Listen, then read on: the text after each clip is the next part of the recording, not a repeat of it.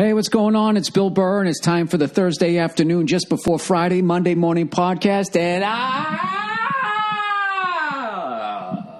I'm just checking on you. Just checking in on you. I'm officially out of ways to say that. There's a hole in the wall in this fucking room. These guys fixed the pipes because there was galvanized piping in here, and I never got this hole fixed. Just fucking realized that. That's how fucked up my house is. You know what I realized? I talk about my house so much that there's somebody sitting there going like, eventually he's going to run out of money, probably right when the house is 98% fixed, and I'm going to swoop in and buy it. And he's gone in and redid everything. Speaking of which, I got the epoxy floor put in on my gym. I went downstairs to look at it. I was like, oh boy, oh boy. Would you look at that floor you can eat off of? Oh, boy. And I went in there. Boom, boom, boom, boom. Bam. It was bubbles. So they got to add another layer because, you know, my floor is not level. They had all this fucking shit. We got to float the floor. That's going to cost you all this money. Maybe we just fill in the cracks. Another $1,000 out the window. See ya. I don't even care anymore. I just laugh now. When contractors come up to me, what do you want? What do you want? It's like that old Robin Williams story that if you just walked up to him at some point and you said, hey, man, Robin, I'm a comedian. He would just write you a check for $100. Hey, sorry if I riffed on some of your shit. My apologies. This is what I do now when contractors show up. Yeah, I know. Well, how much this time? Can I just go into my pocket or do I need the checkbook? Do I got to write numbers on a piece of paper? It just never ends. It never ends. And Meanwhile, as I wait for the gym to be made, I am sitting in the writer's room doing Efforts for Family, and two things have happened. I'm putting on writer's room weight. My gym isn't fucking made, and, I'm fucking... I feel like I don't know if I've talked to you guys about my fucking left leg, my hamstrings, like, tightened up. You know, you ever see the guy run down the first base line and all of a sudden, hey, he starts fucking hopping? Or that guy in the Celtics in Game 1? You know, running up the court and he just fucking collapses. I was like, oh, did I literally pull a hamstring doing stand-up? Because God knows I haven't been working out. And you know what I ended up figuring it out? What it was is it's from sitting down in the fucking writer's room. Like, I guess sitting is not healthy. It's one of the most unhealthy things you could do. I guess your body's not designed the way that we sit. The way that we've made chairs, just plop your ass down, whatever it is, blood flow, I don't know what the fuck it is. So old fucking Billy Buttcheeks here. Now I got a problem with my fucking sciatic nerve on my left side. So I literally had to have my lovely wife buy one of those foam rollers, right? This is how old I am. This is from sitting. All right, and you literally, I looked up some lady on the fucking internet who had, like, I looked up the proper way to do it before I did it because I know that you can fuck your body up. Like, people get these things and they just start rolling around on them. And I immediately learned, first thing, you don't want to roll over joints. There's all this shit and there's all this proper form. So I went through about 2 or 3 videos till I got to somebody who all the comments were like, oh my God, your form's perfect and all that. So I was watching this woman. So basically what I do is I sit down on the thing. And then cross my legs, as she says, cowboy style, not ladylike, cowboy style, which is basically like if I was wearing a skirt, my balls would be hanging out, right? Sorry for the visual. You sit like that, and then you sort of put your weight on one side, and I got to tell you, dude, the fucking pain that I was in. It isn't like a. It isn't like a severe pain. It was like if you had an older brother, and you know when he would be fucking with you, and I'd sort of start twisting your arm, you'd be like like that type of a fucking pain. And I got to tell you, the foam roller is a goddamn game changer. But if I didn't have to go, but the thing is, I kind of work it out and it's fine. Hey, work it out, you know? But then I go and I'm in a writer's room all day, so I keep trying to stand up and that type of shit. And I'm feeling like it's 2 steps forward and 1 step back, but I'm at least moving in the right direction. So I just putting that out there. If you do have any of those types of problems, get one of those. This has been working for me, I should say. I'm not a doctor, and I don't play one on TV, but this has been working for me. And if you're young, I would start doing yoga as soon as you can. It's, I'm telling you, I've known this forever, but I just get bored with shit. I'll do yoga and be like, I'm just going to do yoga like every fucking day. And then I just get burned out. And then I'm like, you know what? Fuck yoga. You know? I get mad at yoga rather than myself for being totally fucking obsessed with shit for like 10 days until I just, you know, I did that with Chipotle a long time ago when I lived in New York City. You know, if you ever moved to New York City, which I hope you do, everybody should try and fucking live there. It's great, you know, until you get into your 30s and it's like, oh, am I going to be one of those cat people? I got to get out of here, right? I want some space, you know. But when you live there, you know, you start ordering out. This is how it works. You move there, you're fucking terrified. Like, how the fuck am I going to afford to live here? And you fucking eat spaghetti every fucking night, right? And then you start making a little more money, and every once in a while you take a cab. And you're like, oh, my God, I'm taking a cab. This is fucking amazing. And then you get back to your apartment, and you have all this guilt because you blew all that money, and you could have just spent, you know, whatever the fuck it was back in the day. It was like $1.25 to take the subway. Yeah, I know. That's how old I am. And then you start making a little more money, and then all of a sudden you start ordering out, right? You start ordering out. You start to get to know all the restaurants and all that type of shit. And then once you have the money to order out, what immediately happens is it's just a radius within which that they'll deliver, and you burn out every fucking restaurant around you. And then you're officially a New Yorker when you're living in Manhattan and you're bitching that there's no good restaurants in your neighborhood. There's no good Italian. You can't get good Italian. I don't understand why. I mean, there's so many people here. The foot traffic alone, why don't they put in an Italian fucking restaurant? You start flipping out. Like, whatever your favorite food is, you're bitching that it's not there. So whatever. So this Chipotle ends up opening up after I tried every fucking restaurant 15 times in my little fucking 3-block radius. And I went to that fucking thing, like, I swear to God, I went there like, I don't know, maybe 11 days in a month. And I'll never forget how I felt that last time. I felt like I was at the end of like a food eating contest where you were just telling your jaw to keep moving up and down, where the rest of your body was like, can we just puke now? And I don't think I've been there since. Chipotle and Thai food. It was a Thai food restaurant down the street, and I remember I ordered it, and it was delicious, and then it sat in my fridge for 2-3 days, and I said, hey, you know what I think I'd do? I'm going to eat that 3-day-old Thai food, see how that does. And I got food poisoning, and rather than being the mature person and taking the responsibility on my end, I blamed Thai food. I was like, fuck Thai food. I'm never eating Thai food again. I didn't eat that for like 10 years. And then, you know, eventually we came back. We were able to smooth things over, you know, like Guns N' Roses. You know what I mean? It was the exact same thing, exact same trajectory I had with Thai food. Band members in Guns N' Roses had with Axl Rose, and now they're all back together. And evidently, the fucking shows have been great. They played Mexico City the other night, and I would have loved to have gone to that show, had a great time, then get kidnapped. You know, wouldn't that be great? Mexico City scares the shit out of me. Any Mexico people? Mexicans? Real ones. I don't mean the ones here in L.A. I mean the real fucking deal. You're in Mexico. You know what I mean? Like, I'm German-Irish, but I don't live in Deutschland or fucking the Emerald Isle. You know what I mean? I lived in Massachusetts. I went to Friendlies. You know, I'm not a kraut, right? So let me ask you this, because it's right there. It's fucking a quick plane ride away. There's all these beautiful places to go, and then there's all these other fucked up places to go. I don't know where to go.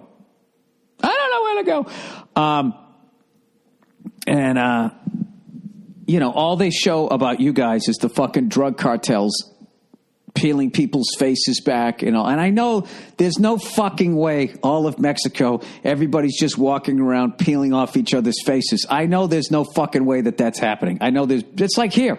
I bet people outside of this country think everybody walks down the street with a fucking gun on their hip. You know, when they don't have money for a toll, they shoot the guy in the toll booth, and then some stagecoach comes in. I don't know what the fuck they think, right? Or they think we're and we're all 300 pounds and we're on fucking meth, right? We don't know where England is. All that shit. All that snobby European shit where they just think they're so fucking cultured. You know what I mean? With their little ass fucking countries over there. That's driving. Whenever I go over to fucking Europe, I love when they say shit like that. You know, you guys don't know about the fucking world. It's like, neither do you. You don't know what the fuck's going on over in Asia. You know what's going on right in your little fucking area. But your little area, for me, would just be the East Coast. But for you, it's like 15 different fucking countries. Belgium and fucking Luxembourg. I mean, you can walk through those two countries. You can sleepwalk through those two countries from fucking Amsterdam and end up in France and be like, what happened? Oh, shit, I got to go to work. And then jog back. Having said that, I'd love to go to both places.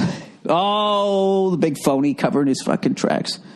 I was going to go to your show in Belgium, but after you talked about how small we were, now I'm not going. Controversy on social media today when one person in Belgium took offense. So anyways, they're redoing the fucking floors again. So I end up getting Bubbles. B is for Bubbles. Remember that? Sesame Street. Bubbles, bubbles, bubbles.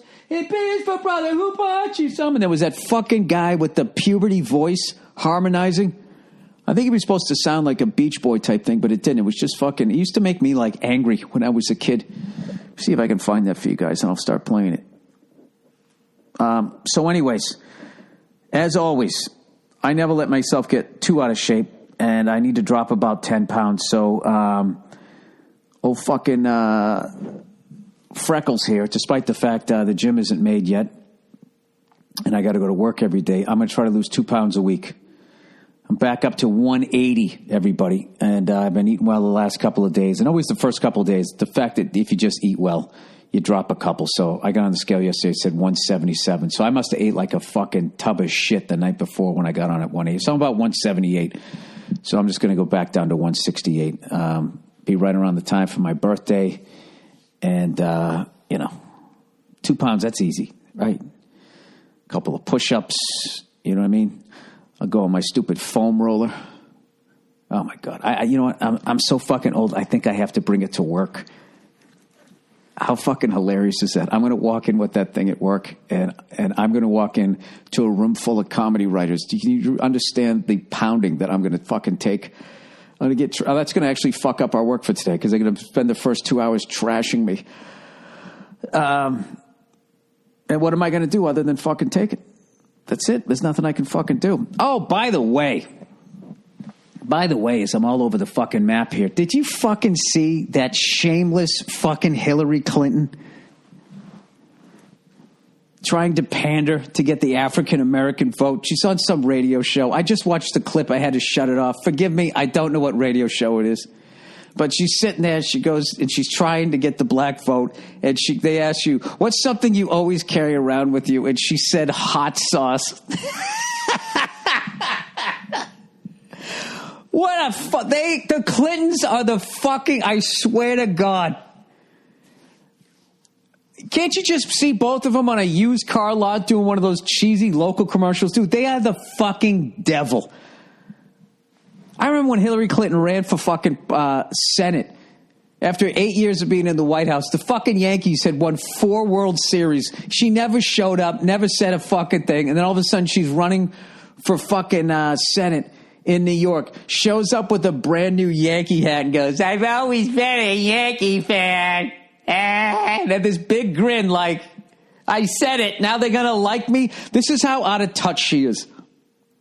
She literally thinks that she just has to say, I carry around hot sauce. And all black people are going to be like, oh, shit. Oh, I can relate to that. What's she going to do next? She going to go to fucking Chinatown? I always carry around soy sauce. I don't know. You go down south, you know. I love guns and my cousins. Sorry. I should have said that. Hot rods. I've always liked hot rods. Fucking shameless. This is the thing about, like, when you're at her level of fucking wealth, which is really, I don't know how you explain it. You know, when her husband, you know, had the highest office in public office, and you only, as president, you only make $400,000-500,000 a year. Somehow they threw their daughter a $3 million wedding. I mean, how does the math work there? They are she is the fucking devil. I'm telling you, you know. Oh, my God. What a fucking selection this year. Can you fucking believe this shit? A reality show star. You know, who's sitting there with that fucking, I don't even know what the other guy's name is. And they're talking about the size of their hands. They're having the size of your dick debate running for office. You got Hillary. You fucking write it. I'll say it. She doesn't give a fuck. This is why, I got to be honest with you, why I like Republicans better than Democrats. Because Republicans at least have the decency to just sort of openly show you that they don't give a fuck about you. And Democrats, they actually try to act like they give a fuck about people who work for a fucking living. They don't. They're the same fucking people. They just lie about it. You know, I swear to God, if Bernie Sanders would just fucking go the whole way. You know what I mean? Don't stop in Kuwait. You got to go all the way to Baghdad with these fucking bankers. Okay? That's what you got to do. You got to tip over the statue, and you got to have all those top-level bankers swinging at the end of a rope. That's the only way you got to start over again. That's my candidate. None of them are saying that, so it's over. And I know you're thinking, Bill, you don't know shit, and you read conspiracy theory. And you know what I say to that? You're absolutely right. Okay, all right, let's move on. That was political comedy right there. If you were wondering what that was supposed to be. She goes to Little Italy. What do you always have in your purse? A jar of marinara sauce. Who's your favorite singer? Dean Martin. Oh, my God. Did you see the host? She looked like she rolled her eyes. I don't want to put, like, shit on her. That's what she fucking did. That's how out of touch she is. Hillary Clinton thinks all black people walk around with hot sauce in their purse because white people don't know how to season food. I'm not saying there aren't some black people that do that. You know what I mean? But, you know. That would also be people who aren't white who look at white people and think we're all in the upper 1% standing on a yacht shooting the shit with one of the Kennedys. And they're fucking weird inbred dentition. I never understood the Kennedys. They're from like the nose up. They're really good looking people. Great hair, you know, nice fucking big 5 head, you know, looks great on TV, decent eyes, you know, and then you just get to you get to those. I mean, it was kidding. No, they look like, from the nose down, they look like Clint Howard. I don't know what it is. There's something going on with that family. You can't, you know what it is they still look ethnic. If you look at like white people from like look at Joe DiMaggio. You know, he's probably considered a good looking guy. That guy is fucking like, I don't know what happened. Once everybody got all mixed up, like all the fucking nationalities got mixed up, like, you know, started streamlining the looks. And people are way better looking now, don't you think? Than when you look back in the day. I mean, Jesus Christ. Babe Ruth, Lou Gehrig was a good looking guy. You know what I mean? But Babe Ruth, that guy was a mess. Joe DiMaggio, mess. I guess they weren't all bad looking. I don't know. I'm just saying, when you look at the shit back then, like an Italian guy looked 100% fucking Italian. I don't know, you know something, when I went to Italy, they were better looking than back then. I don't know what the fuck it was. We allegedly had better food back then. People were shorter. I don't know what it was. Do you ever notice that when you look back and when you really look at those old pictures? I love looking at old pictures. And it's like that George Carlin bit when you look at an old picture and you're like, everybody in that picture is dead. And for some reason, in a morbid way, it's like fascinating. When I look at those old pictures, that's what I think. Like, God damn it, there was some fucking ugly ass people. You know what was a game changer? It was 3 things: polio, vaccine, penicillin, and braces. Those 3 fucking things could just hide so many fucking imperfections. You know what I mean? I mean, once you get braces, Jesus Christ, if you just brush your fucking teeth and remotely keep yourself in shape, you know, you throw on some nice clothes, people have no idea where you came from. You know? Back in the day, people, they saw it on you. Your teeth told the whole fucking story. You'd smile and be like, I can see you're going to have tuberculosis. You live in a damp, dank fucking apartment with no fucking windows. You saw it in their fucking teeth, right? I don't know, but I heard what's his face? J.P. Morgan had like rosacea, though. Is that how you say it? He had it all over his face. He was just all fucking angry. Those old school rich guys, used to walk around with top hats like the Penguin, walking down the street. Is this a podcast anymore? I don't even know what the fuck I'm talking about. Let me do some advertising here, and then I'll get to more babbling here in a moment. All right. Hot sauce. Oh, shameless. Fucking shameless. She looks inbred. Her fucking teeth. There's something going on with her, and there's something going with. You see how Bill Clinton claps now? It's like he's like a marionette puppet. He has his mouth open. That's how he made it. With that smiling with his mouth open. Oh, I'm going to fix it. I'm going to fix everything. How you doing? Call me later. Oh. All right. On it, everybody. On it. This company. The great Joe Rogan. This is his company here. Speaking of getting into shape. A lot of people, when they get in shape, what do? They do sit-ups. Right? They do pull-ups, they do push-ups, they do all the upper body stuff, and they walk around with their fucking chicken legs. But still, you're always working on the outside of your body. What about the inside, man? Well, thank God there's Onnit. Alpha Brain Instant from Onnit is a delicious, all-natural stimulant-free drink mix that helps support memory, focus, and processing speed. The Boston Center for Memory conducted a double-blind study showing its effectiveness. That's pretty impressive, huh? It's the secret weapon of pro athletes like, I'm going to fuck these names up, Bodie Miller, Brian Cushing, and Jonathan Taves. But anyone can benefit from the effects of Alpha Brain Instant. Speaking of that, what about the Blues, huh?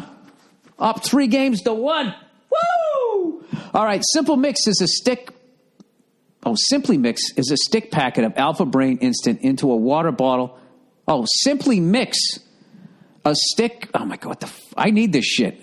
You know what I should do? I should start taking this shit, and then you can hear how much better I read the copy. Then you guys would fast forward through it because there'd be no reason to listen to me fucking this up. Simply mix a stick packet of Alpha Brain Instant into a water bottle and start feeling the effects immediately. It's non-GMO, nice, gluten-free, sweet, stimulant-free, made of natural ingredients, and most importantly, it works. And as a special offer for my listeners, you can try Alpha Brain Instant for free by going to Onnit. ONNIT, onnit.com/Burr. That's ONNIT.com/Burr to get your free sample of Alpha Brain Instant now. You know what? I think I got to do that. I'm worried that would fuck up everything that makes me funny. You know? I mean, who's kidding who? Most of the reason why you laugh at me is because I'm a fucking dope. But what if I just take it and I'm smart for a few weeks and then you guys see that it works and then I just stop taking it and I go back to being stupid again? Then you guys could send me emails like, hey, Bill, remember when you were fucking smart? All right, score big. Score big, everybody. You're paying too much for tickets. Between all the markups and last-minute convenience charges, which aren't convenient except for the people who get the money, even printed home fees, you end up paying courtside prices for nosebleed seats. And that's bullshit. Score Big is here to change that. Did you know that 40% of all live event tickets go unsold? And did you know there's a place to get these seats at a huge savings? It's called Score Big. Score Big works directly with your favorite teams and artists to get their unsold seats at unpublished prices. Only with Score Big can you name a ticket price and be guaranteed to pay below box office up to 60% off. Here's what you do. 1, go to scorebig.com or download the new Score Big app for your iPhone and find the event and seats you want. 2, make an offer with Score Big's name, a ticket price feature. 3, get an instant answer and save up to 60% of your tickets. Never any fees, and shipping is always free. You can count on unbeatable prices and great seats, and when you're in great seats, you actually enjoy the game or show all the more. Next time you go to see any game or show, go to Score Big first and see how much you can save. For the easiest way to save on tickets, download the new Score Big app for your iPhone. Enter promo code Burr at the checkout, and you'll save an extra $20 for your first ticket purchase. No iPhone, no problem. Get $20 off online at scorebig.com. That's scorebig.com, promo code Burr. Hey, scorebig.com, promo code Burr. I still don't get that. I really don't. I don't understand that the fucking 40% of the tickets go unsold. So like when the Patriots, everybody wants a Patriots ticket. You tell me 40% of those tickets go unsold? I really don't understand that part of it. This is why I lose advertising. I shouldn't just question. Don't question it, Bill. Just read it. Go into advertising mode. Boll and Branch. As you set out to improve yourself, there is one simple thing you could do every day to help you be your best in every situation, and that's getting a good night's sleep. Boll & Branch delivers the rest you need wrapped up in their super comfortable luxury linens, and they do it right. They're the first bedding company to be fair trade certified, which means that your sheets come from the work of happy hands, not sweatshops. Nice! Ba-ba, ba-ba-ba-ba. Somebody who finally cares about other human beings. Nice. And beautiful packaging made entirely from recycled and some sustainable materials. This company's doing it right. You can only get their sheets in one place. That's bollandbranch.com, where you know you're paying for quality and not to start department store overhead. You also know that no crying child made it at 3 o'clock in the morning. You're getting $1,000 sheets for just a couple of $100. Go online to Boll, that's Boll, and branch.com, like Cliff. And they'll let you try, that's for Raider fans, and they let you try them risk-free for 30 days. If you don't love them, you can send them back. You have nothing to lose, and it gets even better. Go to bollandbranch.com today for 20% off your entire order. Sheets, towels, blankets, duvet covers, everything. Extra bonus points, I said duvet properly. Plus free shipping. And all their products come beautifully packaged in their signature boxes. Go to bollandbranch.com today for 20% off your entire order and use promo code Burr. Bollandbranch.com, promo code Burr. Hey! Bollandbranch.com, promo code Burr. Jesus fucking Christ, I still have 2 more. No, I can't do 2. I'll do 2 more later. Let's go back to here. How about the St. Louis Blues? Meet me in St. Louis. Meet me at the fair. I missed game 3. I was convinced that once they blew game 2 that was fucking it. But I was actually able to watch game 4, and I actually turned it on mid-second period, and I got to tell you, these are not your fucking dad's St. Louis Blues. You know? They were down. They came back. They went ahead. They just. It's actually, you're watching Chicago losing their composure. Chicago trying to draw them into fights and stuff like that. It's unbelievable. Now, I'm not counting. I kind of am counting Chicago out. I don't think that they're going to come back from this one. I think St. Louis Blues are got their eye on the prize or whatever. I think they got this series, and just the way they're playing, just all the shit that I've seen them go through all these years and never answer the bell and just fucking implode and lose the fucking series. This team does not do that. And it's fucking great to see, but it's also great watching the Blackhawks too. Like, you know what I love about them is you can see like they're like Patrick Kane. You can just see the guy gives a fuck. You can win one championship and then be like, yeah, fucking whatever. But it's the guys who give a fuck and want to win as many as they can, you can't put a price on those guys. So as much as it's kind of bizarre watching Chicago being down 3-1 after their success over the last 5-6 years, watching how much they give a fuck. Who is that? I'm so bad with the names now. I'm so out of the fucking loop. Who's the guy? Not Patrick Sharp. He got fucking traded. Who was the guy who was fucking cross-checking everybody at the end of the game? And everybody's like, oh, that guy's a dirty piece of shit. It's like, no, he isn't. He gives a fuck. He gives a fuck, Going in the penalty box, he's fucking screaming at people, dropping the F-bomb. I loved every second of it. Oh, man, you know what? I shouldn't even say the Blackhawks are out of it, because the fucking Blackhawks right now are like, there's no fucking way these guys are going to beat us next game. You know that's what they're saying. Fuck this shit. All we need to do is win this next one, get it back into our building, and then the pressure will be on them that, oh, fuck, if we don't win this one, then now we're looking at a game 7. That's how fucked up 3-1 is. You always think like, oh, man, we're sitting pretty. And it's just like, no, we're not. We're not. We have to win this next game. If we lose this next game, then all of a sudden, all of the fucking pressure is dumped on us for the rest of the series. I don't know. It's fucking, I don't know. I actually, believe it or not, as bad as I am at math, like 7-game series numbers like fascinate me. Like if you go down 0-2, like the Boston Celtics, and it's this weird thing where if you just think, look, we're just down 2-0, it doesn't seem that bad a hole to crawl out of. But when you do the math and be like, we have to win 4 of the remaining 5 games, you're like, what the fuck? How the fuck do you do that? And you know what I say? The 86 Mets. Because I remember that. We won the first 2 games in New York City. And I was just like, oh, my God. All we got to do is win 2 out of the next 4. They got to win 4 out of the next... Oh, I'm sorry. We got to win 2 out of the next 5. That's all we had to do. All we had to do was win 2 out of the next 5. They had to win 4 out of 5. And they fucking did it.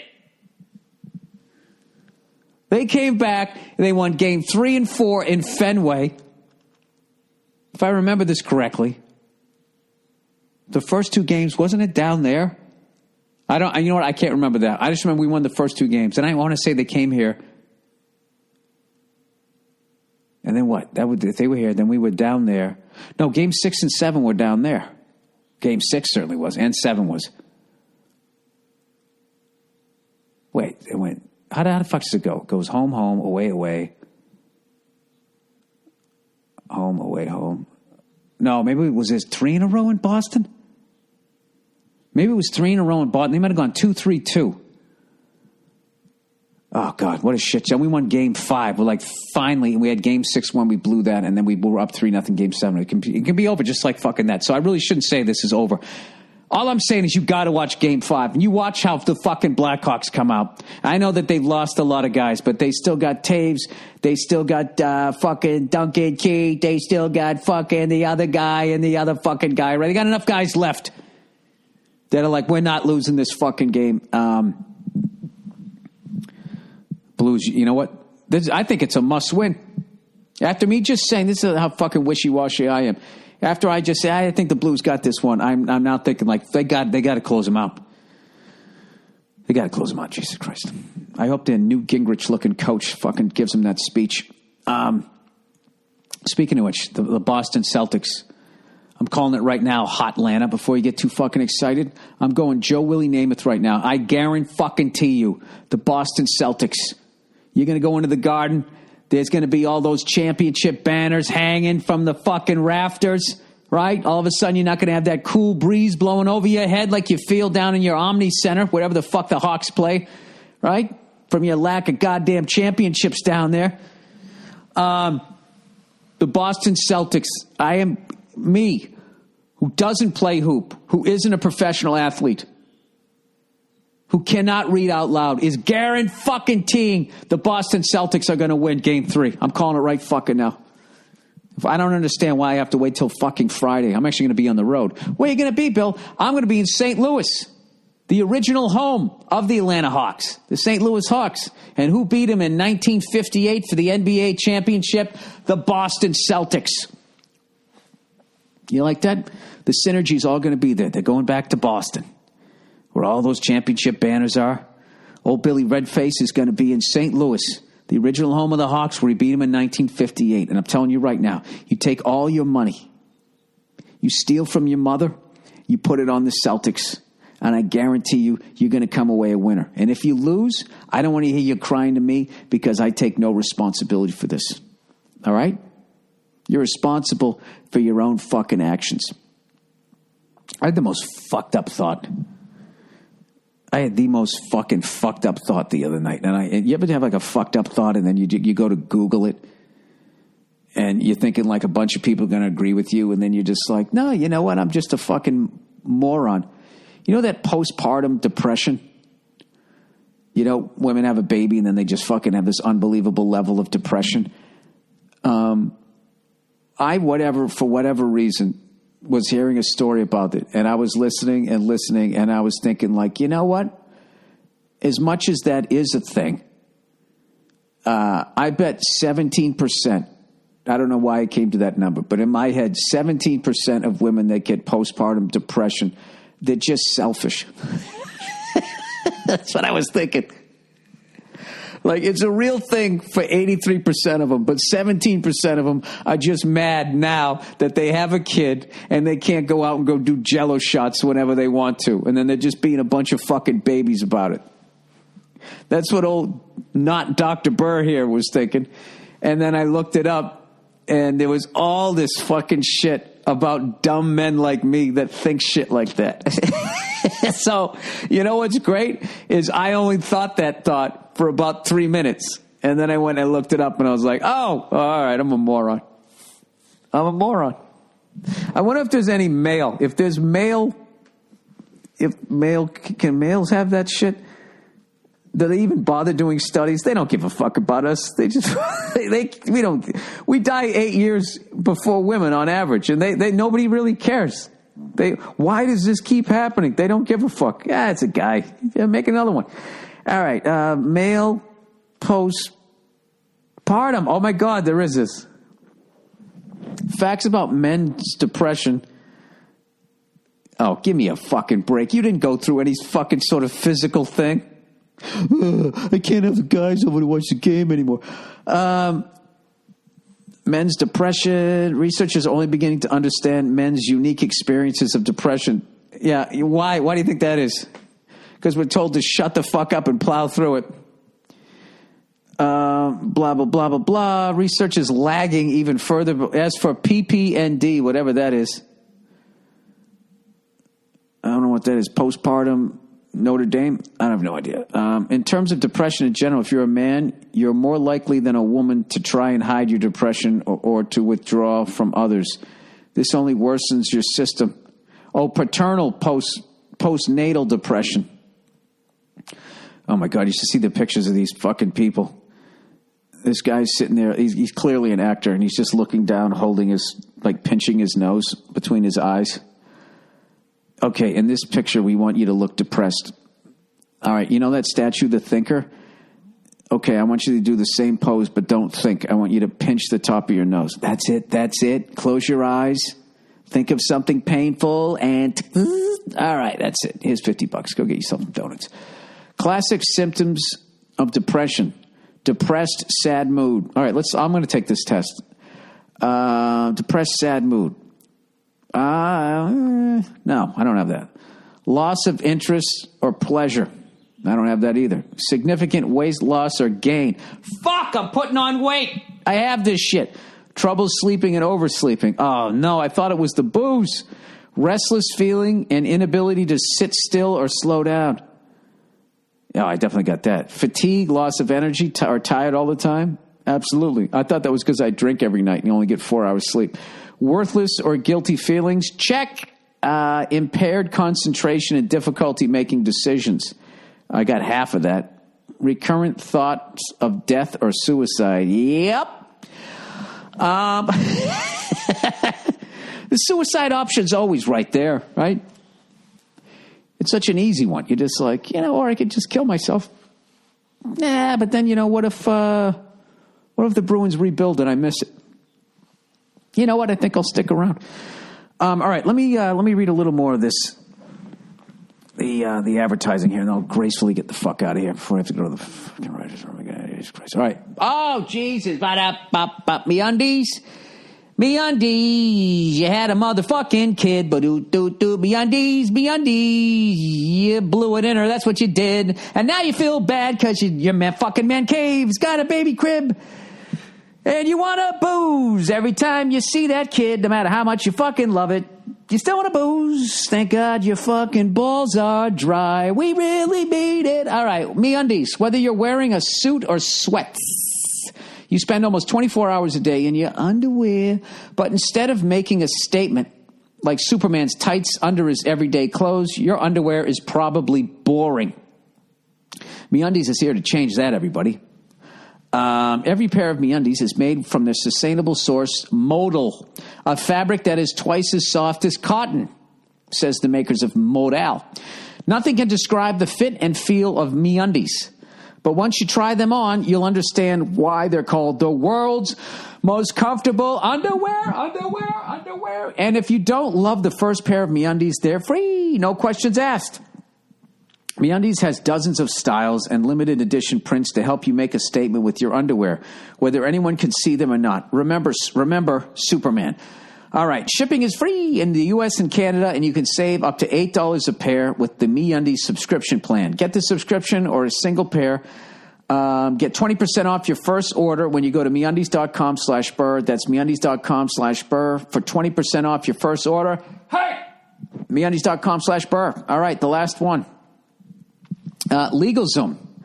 5 things you can count on when using LegalZoom for you. Dude, how much do you shit yourself that you got to have a subscription to get underwear? Good Lord. Hey, you fucking wet dream Wally. All right, LegalZoom.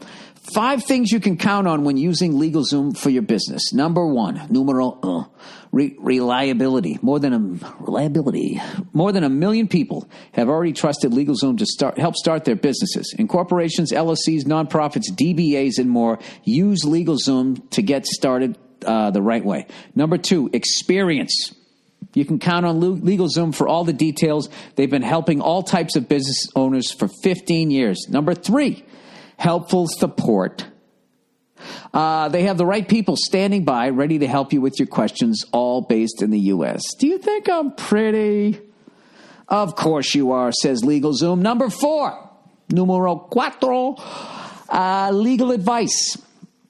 LegalZoom isn't a law firm, so they built a network of independent attorneys available in 48 states. You'll get answers to your legal questions, and they can review supplier contracts, employment laws, and help with most of the day-to-day situations that pop up. And finally, number 5, 1, 2, 3, 4, 5, 2, 3, 4,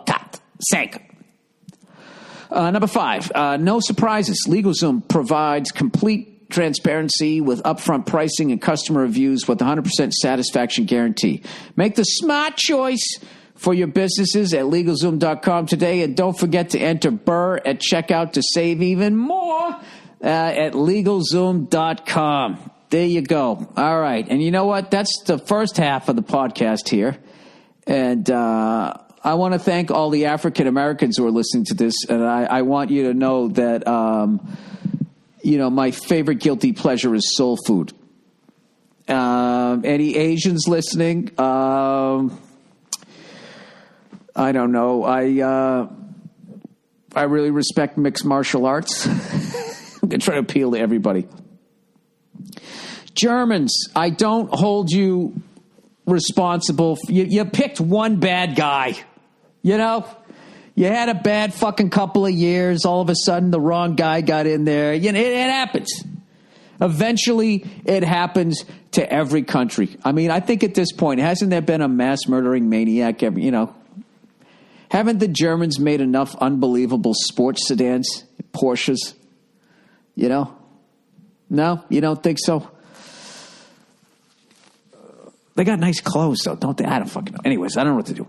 Thank you, Jeremy. I root for you guys during the World Cup. How about that?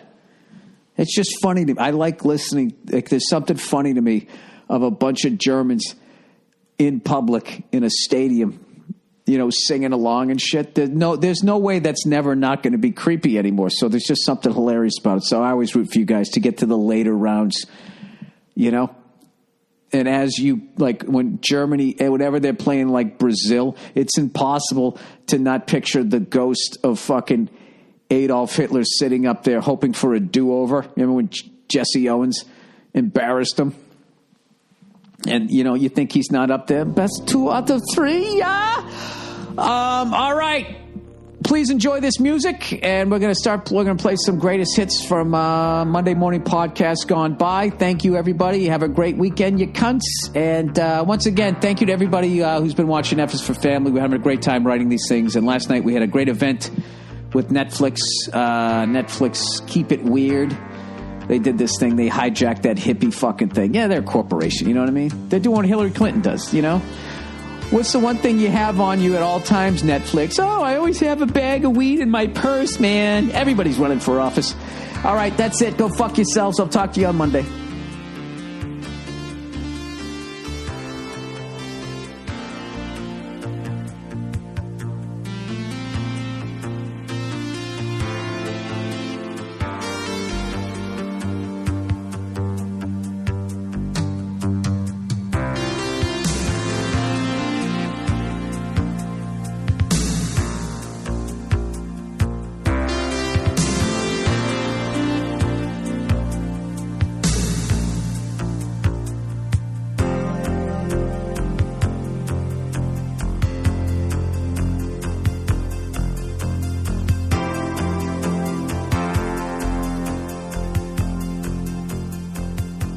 Hello, what's going on? This is Burr, Monday Morning Podcast. And as you can tell by the sound of my voice, I got about 2 hours sleep last night. I am sitting in the Continental Terminal in Newark Airport. I just had an omelet, fucking 3 cheese, and a goddamn piece of toast.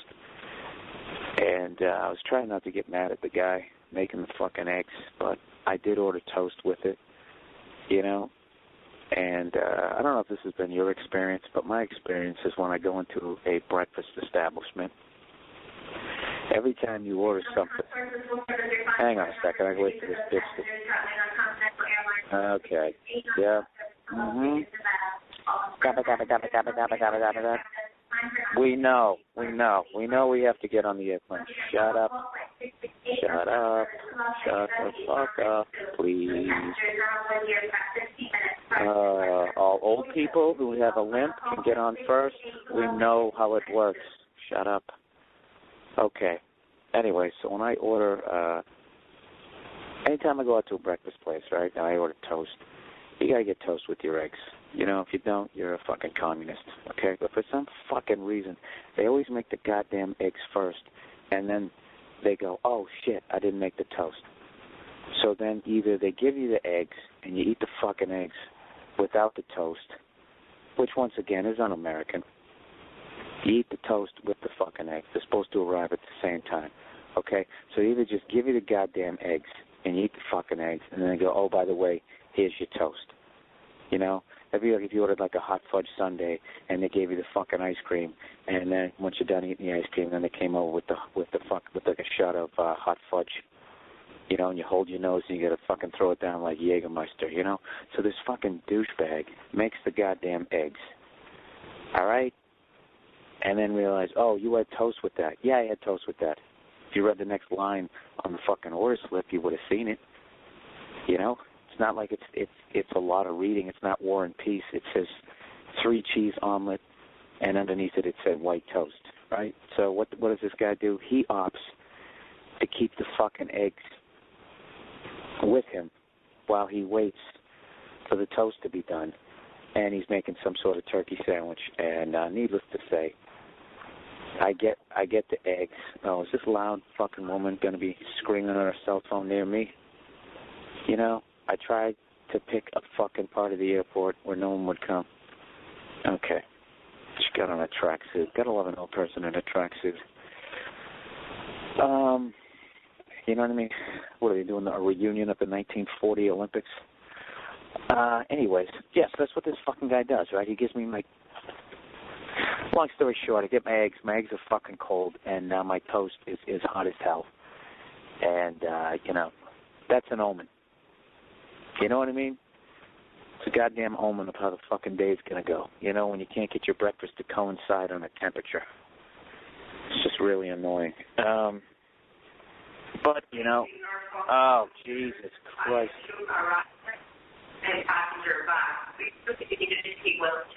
Shut. What is she even saying? Paging 2 people with really foreign-sounding names. I like how she said their last name, too, as if there's another guy named Barack in the fucking airport. Oh, Jesus, I'm in a mood. Oh, God. It's not a special announcement when you have an announcement every 3 seconds. Oh, should I keep my bag with me? Oh, I was going to leave it down the fucking street. You cannot take a pistol onto the plane, even if you're in first class. This is what I can't stand, these fucking announcements, like I'm some goddamn child. Every 5 seconds telling me what I can and can't do. No, just tell me what I can't do. That's what I don't like. You know, that little hot stewardess sitting over there playing Sudoku. Huh? Trying to attract a man. Show that she's the classy flight attendant. She's not a sky whore. And she's into puzzles. Probably means she doesn't drink. But you'd be surprised. I bet she gives a good blowjob. Oh, look at me doing a little sex joke. I usually stay away from that material. Because it's too easy to get a laugh. Are you chuckling in your cubicle right now, people? All right, your collective cubicle. Anyways, that's my fucking 3-cheese omelet with the delayed white toast story / Tourette's over the fucking announcements. If you're new to my page, this is the Monday morning podcast hosted by me. Next week I'll have a guest host. I'll be sick, and I'll have some featurette call up as myself, and he'll complain about the bagel he bought. So anyways, I do one of these every week. I answer questions, and people send me questions. And, speaking of that, I want to apologize to the person that I trashed last week for asking me where exactly they send the questions to. Evidently, somebody hacked my account and got rid of the place where it says add friends, send a message. So I imagine that would be confusing, even though you did still send me an email. But I want to thank the 2 or 3 people who gave me the heads up. I'm trying to think who the fuck would hack my account so I couldn't add friends. Short list would probably be other comedians. Hang on a second. Now they're telling the Asian people what they can and can't do when they get on the flight. No shopping chopstick allowed in the cabin area. You know what? That was not only racist, it was also hacky. Chopsticks, Bill, you couldn't come up with a more original fucking artifact from the Orient? You know what? I can't. I'm actually at a loss. I got chopsticks. These are the hacky references I have from the Far East. Chopsticks, sushi, which are kind of the same thing. They go hand in hand. Kabuki. And then that one guy who stood in front of that tank in Tiananmen Square.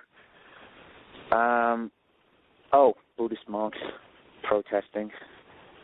Whatever the fuck it is China's doing to them. You know what China's doing to Tibet? They're doing the same thing with these fucking people in the airport are doing over the announcements. That's what it's like living in Tibet. Constant announcements over your head. There is no praying, no Tibetan monk, no Gregorian chant from 12:30 to 1:30. All right, was that offensive enough? I hope so. Okay. Anyway, so people send me whatever. They send me questions, and I answer them to the best of my ability. People send me conspiracy theory. Somebody sent me a great link, but I'm sitting here in the airport, and I can't open that shit without having to pay for fucking internet, which is I refuse to do because I'm already doing it. I'm already doing it out in my goddamn fucking place out in California. But whoever it was that sent me that thing, I really wish I could say it and do that. That conspiracy theory thing was hilarious.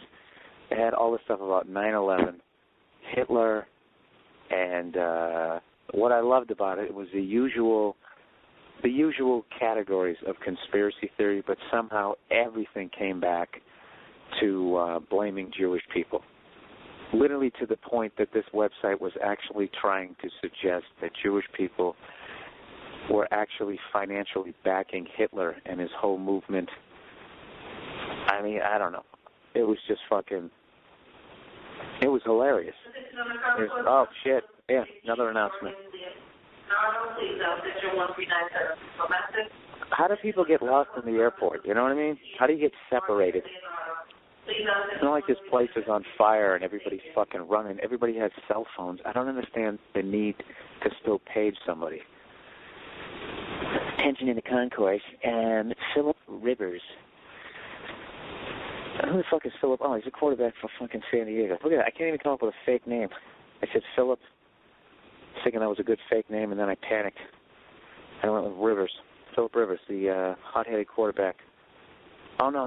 That's not the hot-headed quarterback. That's his, that's the braggadocious one. Who's the original? Who's that fucking quarterback for the Chargers who was screaming at that reporter? What the fuck was his name? Number 1 draft, Ryan Leaf. Let me tell you something. Any of you broads out there who are listening to this podcast and you're not into sports, you still should go on Google. Google Ryan Leaf, Ryanleaf. I'll wait. Google it. And, if you thought your husband was an asshole and had and sort of would berate you, you got to see him when he yells at this reporter. It's awesome. No one gave off the date rape vibe better than Ryan Leaf. One of the great characters. one of the great busts in NFL history. Huh? Anybody else? Who's Tony Mandarich? Is that his fucking name? Who's the guy, the Incredible Bulk? That 400-pound guy on roids who the Packers picked up. He showed up with his muscles and his acne, and I don't know what happened. Dexter Manley gave him an uppercut and just ended his career. I don't know. He never really did shit. Okay. Todd Marinovich. That's the other guy. That's the guy I thought I had confused it with. The guy from USC, whose dad was making him run 440s as a toddler. I was at least timing him in the 40. I don't know what the fuck I'm talking about at this point. I'm half asleep. So anyways, let's get on with the podcast questions. Oh, but before I do, fans of my radio show that I do with Joe DeRosa, who's in my top 46 on MySpace. If you look, he's the second one over. We do a radio show in XM 202 once a month. Comes out on a Saturday. The next one we have is going to be on Saturday, May the 24th. We just pre-recorded it. We had a great show. Me and Joe both have incredible tempers, and we scream at each other. And that's the show. And actually, this show is a guest. We had an anger management therapist come on to analyze our anger and try to figure out why we're a couple of psychos. And I got to admit, man, she got right around my defenses. She got in real close. She was like right in my grill emotionally, and it was fucking uncomfortable. But I think it made for some good radio. So please check that out. And what else? I'm going to be at Zany's in Chicago on May 14th through that Sunday, I think. I don't have my calendar in front of me. This is going to be real sketchy. But the date should be right there. You can click on it and find out where I'm going to be in case you don't understand how fucking computers work. All right, what else? I got Caroline's Comedy Club in New York City. I'm going to be there from May 29th to June 1st, and Joe DeRosa will be featuring. And in June, I'm going to be in the fuck am I at? Good Nights Comedy Club, Raleigh, North Carolina, and I'll be at the Punchline in Atlanta, Georgia. Hot Atlanta, as the brothers call it. When the hell am I going to be there? Something like fucking June 19th or something. I don't know. I don't have the stuff in front of me, okay? All right, I'm in a bad mood, all right? I ate cold eggs and fucking hot toast. It's enough to make anybody fucking irritable. God, I can't wait to get old and dress like that. Look at that fucking mess. She's got on a pink hoodie with lime green slacks, capri slacks, that cover all the varicose veins down to her calves, and no socks, and then some sort of Michael Jackson loafers. This other guy over here looks like he murdered his wife. You know, he's probably got a bottle of peroxide. You ever notice that when anybody murders their wife, they always go with the peroxide? Did I talk about that last week? You know what I mean? Like, that's going to help you fucking blend in. This lady over here with the pantsuit. You know, I should talk right now. I have on track sneakers. Track sneakers. Is that actually a fucking brand of sneakers? I don't know what it is. They're silver with a red Nike swoosh that was probably sewn on by a fucking 3-year-old in Bangladesh. And I have on jeans and a suede leather coat. Yeah, I guess I'm looking like an asshole too. But there's another person sitting here, some up-and-coming comedian doing a podcast, and they're actually making fun of me. Oh, look at that fucking Aryan-looking psycho over there. Why would you wear a fucking suede jacket with some track sneakers? Unless you stole the jacket and you had to get the fuck out of there quickly. But enough about theories. All right, let's get on with the podcast questions of the week. Okay. Bill, you said you love shit that is not meant to be funny, but you find it to be that way. Let me try to read that sentence in a pace that will actually make sense. That had really awkward pauses in it, you know what I mean? Like, if you take the most basic sentence and you pause in a weird area, people don't even know what the fuck you're talking about, and I think I just did that. All right, let's try to read it at an even tempo. 1, 2, 1, 2, 3. All right, Bill, you said you love shit that is not meant to be funny, but you find it to be that way. See, now it made sense. Even made sense to me. I got lost the first time I read it, which is why I don't read, because I just get confused, and it just really holds a mirror up to my stupidity, and if I'm alone, it's a very scary moment. Okay, so what is your favorite movie that you find funny that is not meant to be funny? There's so much shit. I can't even start. You know what? This is really the little stewardess haven over here. Now there's 3 stewardesses sitting there. This looks like the beginning of a porno. You know? Like all I need to do is just walk into frame, and next thing you know, it's going to be on, baby. Okay, what is my favorite movie that I find funny that's not meant to be funny? There's too many of them. You know, Roadhouse. If you've never seen Roadhouse, some of you youngsters out there, you got to see it. It stars Patrick Swayze. I believe that's why I have his picture there. Roadhouse is basically about a bar. Oh, fuck, my cell phone's going to die. God damn it. Let me get quickly here. Roadhouse is about a rough and tumble bar, and they can't seem to get control over it. So they hire this bouncer from I don't know where, but he basically has a reputation on the bouncer circuit. That's what I love about it. Like there's this bouncer circuit, like comedians. You know what I mean? Like people are out there like going, oh, did you hear Chris Rock's new hour and 45? Like there's like the Chris Rock of bouncers out there, you know? Like who's your favorite bouncer? Like up-and-coming bouncers have a favorite fucking bouncer. So anyway, they bring in Patrick Swayze, all 138 pounds of him with his feathered mullet, to come in and clean this fucking bar up. And 2 of my favorite scenes in there is when after he gets hired, he gets into his Mercedes-Benz, and they're playing this music, and they're showing like I'm putting on the Ray-Ban glasses, horse shit. At one point, he slides a cassette tape in. Like, that was some fucking amazing. I guess it was an amazing option at that point. And there's that moment and the moment when he leans against the bar and this really bad white blues music is playing, and he's doing this weird sort of fucking head nod to the music that's supposed to imply that he's tough. I don't know. My cell phone's going to die. I can't explain it. But Roadhouse, any movie that has Clint Howard in it, and I find Fox News to be fucking absolutely hilarious. Just the fact that people actually look at it like it's actual news, and these people are journalists.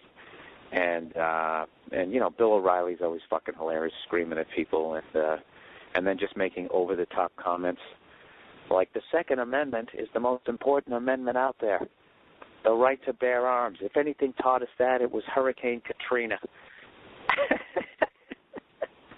He actually fucking said that, and then a nice drum, and then started talking about hooligans to kind of cover his tracks. But he got the message out there.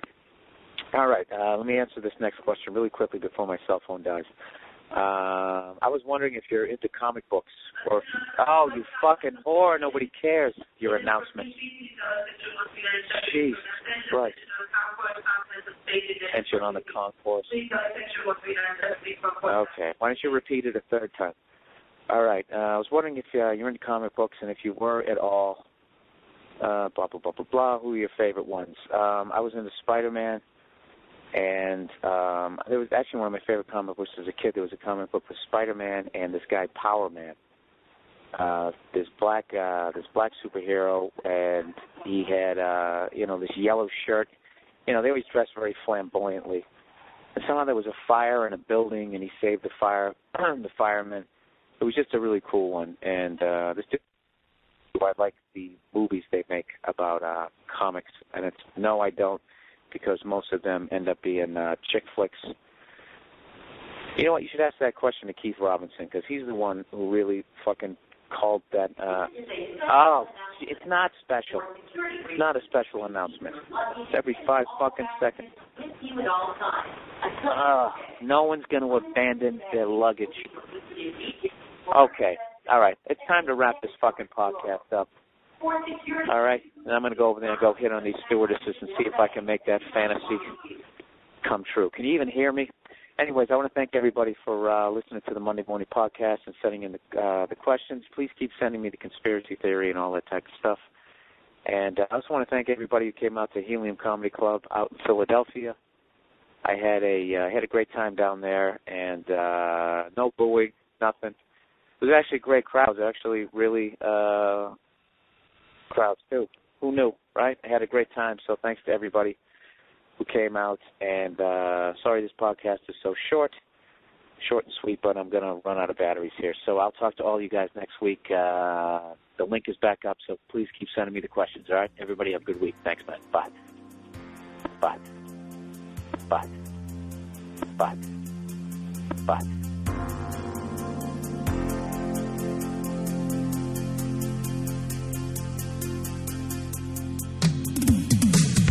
Titled our special segment this evening, Telefuture. It's the first in a series of 3 special reports from reporter Fred Briggs on the future of televised communication in the United States, a future which is more varied and interesting than many people would believe.